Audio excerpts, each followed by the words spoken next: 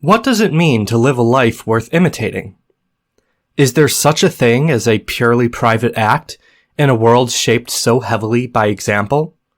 Do we find ourselves guiding others, for better or for worse, even if we don't intend to?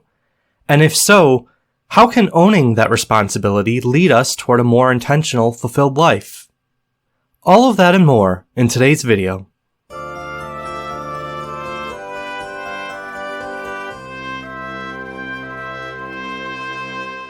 Is it necessary to be a role model? Must we accept the responsibility of being an example simply because others look to us? Imagine a passionate content creator. Let's call her Elena. She is earnest, principled, and gifted. Others admire her, not because she seeks their admiration, but simply because she lives with integrity. Or at least she tries. As her work gains attention, so does the scrutiny. The more popular she grows, the more it seems like people hang over her every word to try to catch her in a contradiction. Every day she lives in fear of being publicly exposed for a betrayal of her values. The pressure begins to suffocate her. She does not want to be placed on a pedestal. She insists, "I'm not a role model. I didn't ask for this." What should she do?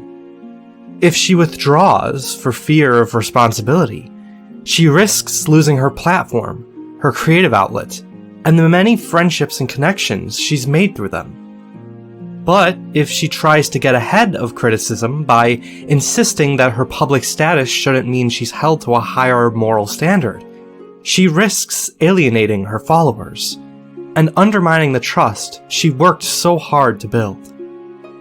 Elena's position is not an easy one. There is real psychological harm in being held to impossible standards. Excessive public scrutiny, especially in the age of social media, can be brutal. The expectation to be flawless, to speak on every issue with perfect clarity and consistency, is a recipe for burnout, self-censorship, and shame. Cancel culture often turns moral lapses, or even minor missteps, into permanent indictments of character. It leaves little room for growth, for repair, or for the complexity of being human.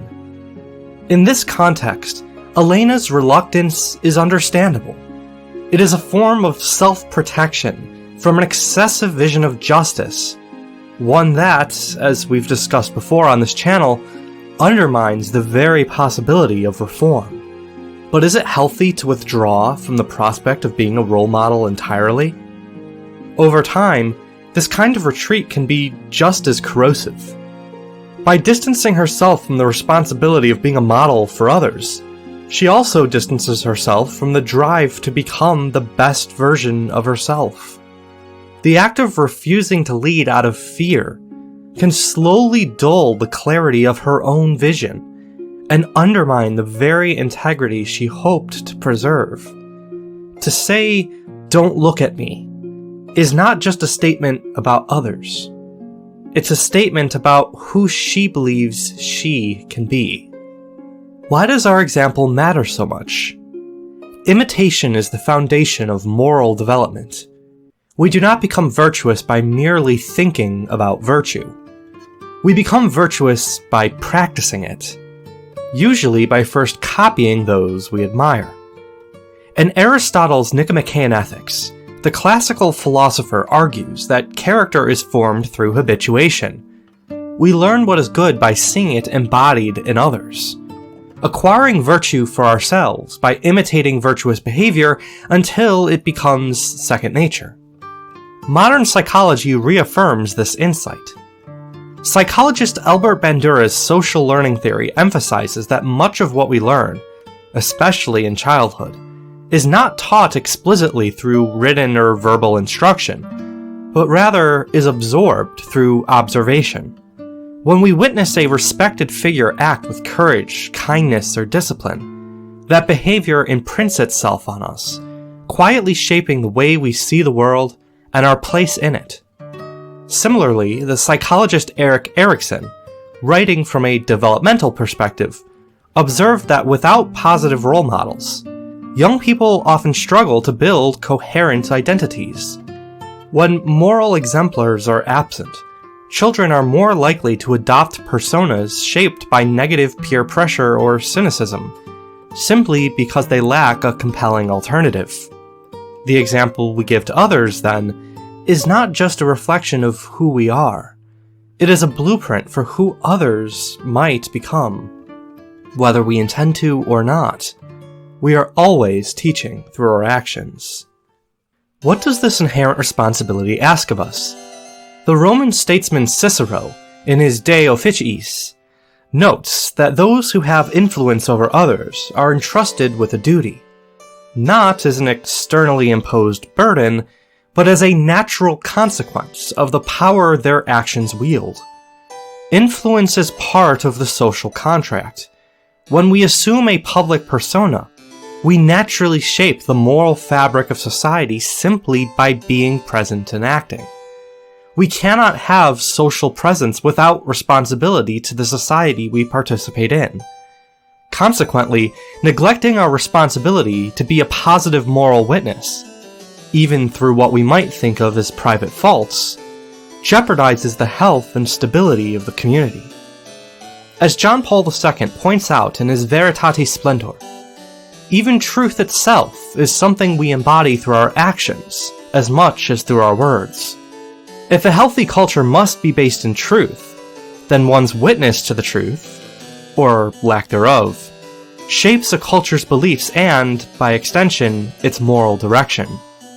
While this might seem daunting on the surface, it is also empowering. We each carry the potential to help others find their way. While we may not be perfect guides, our willingness to lead by example creates the conditions for others to do the same. Why else should we strive to be role models? One of the most rewarding aspects of choosing to be a positive influence is that, in doing so, we also cultivate the virtues that help us become the best versions of ourselves. When we do what we want others to imitate, we're also doing what is good for ourselves. Consider the following. If someone eschews the responsibility of being a role model because they worry others will be negatively impacted by their example, doesn't that suggest the behaviors they worry they'll pass on aren't good for them either? Conversely, if somebody embraces being a role model, they do what they know will help everyone flourish, themselves just as much as others. Simply put, we all share the same human nature. What's good for others is also good for us.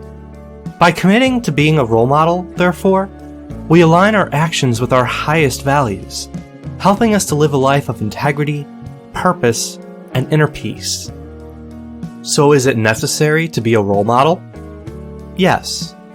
But that is an opportunity as much as it is a challenge. When we embrace the quiet influence we hold, we give ourselves permission to live with greater intentionality. We begin to see our choices not as isolated moments, but as a part of a larger narrative, one that shapes not only our own future, but the world we help create for others. Choosing to be a role model is not about pretending to be perfect or shouldering a burden of unrealistic expectations. It's about stepping into the dignity of who we are and who we're becoming. It's about allowing our actions to reflect the values we truly believe in, and in doing so, becoming a source of strength, clarity, and encouragement. For others, yes, but also for ourselves. In a world often masked by confusion, cynicism, and fear, choosing to live as a moral exemplar is one of the most radical, hopeful, and human things we can do.